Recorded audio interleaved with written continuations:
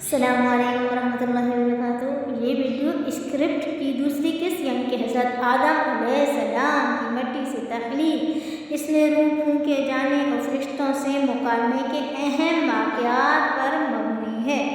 اس میں ابلیس کے حضرت آدم علیہ السلام کی پہلی چھینک اور جنت میں ان کی آمد کی منظر کشی کے ساتھ ساتھ آئندہ قسط میں سجدے کے حکم کا ذکر کیا گیا ہے۔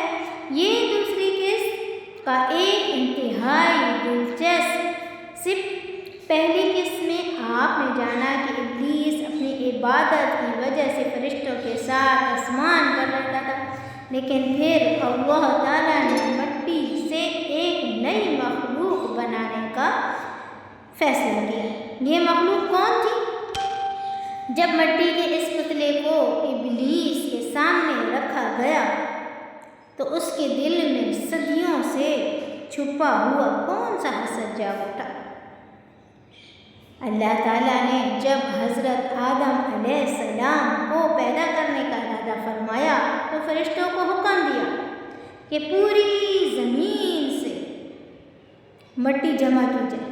یہی وجہ ہے کہ زمین کے مختلف حصوں سے مٹی لائی گئی، کچھ سرخ، کچھ کالی، کچھ سفید، کچھ نرم اور کچھ سخت۔ محدثین فرماتے ہیں کہ اسی لیے آدم علیہ السلام کی اولاد انسانوں کے رنگ اور مزاج بھی ایک دوسرے سے مختلف ہے۔ پھر اس مٹی کو پانی سے گوندا گیا یہاں تک کہ وہ گاڑھا بن گئی اور پھر اسے ایک پتلے کی شکل دے دی۔ روح پھونکے جانے سے پہلے حضرت آدم علیہ السلام کا یہ مٹی کا پتلا ایک طویل عرصے تک بغیر روح کے پڑا رہا۔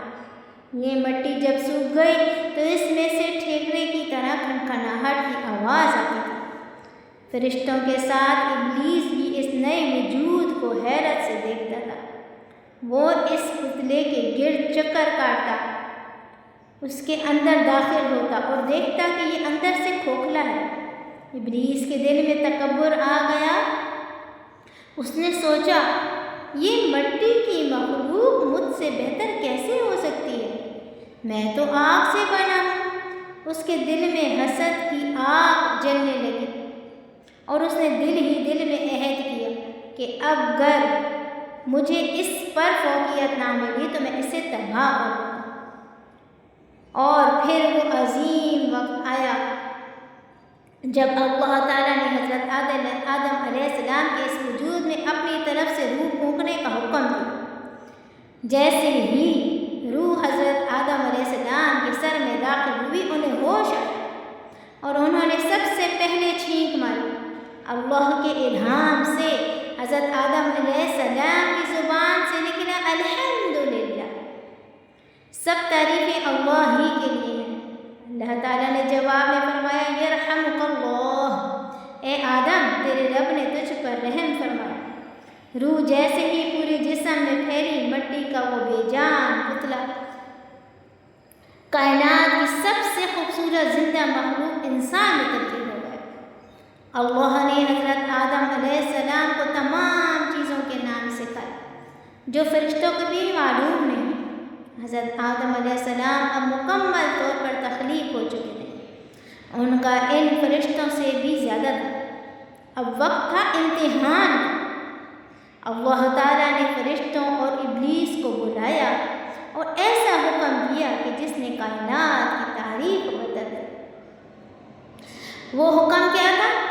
ابلیس نے اس حکم کو سننے کے بعد اللہ کے سامنے کیا جملے کہے، یہ سب ہم جانیں گے اگلی قسط میں۔ ویڈیو کو لائک اور چینل کو سبسکرائب کرنا نہ بھولیں۔